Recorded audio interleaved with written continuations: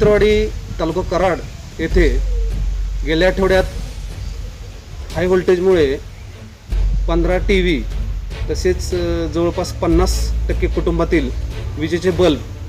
हे जळालेले आहेत आणि त्यामध्ये जवळपास 70 ते 80 हजारांचे नुकसान झाले असून कोरोना महामारीच्या काळात आणखीन एक संकट कळंतरवाडीकरांपुढे उभे टाकले आहे। तरी या सर्व गोष्टींचा महावितरण उमरज विभाग यांनी गांभीर्याने विचार करावा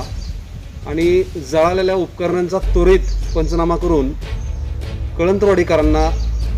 त्वरित नुकसान भरपाई देण्याची व्यवस्था करावी, एवढीच आमची मागणी आहे।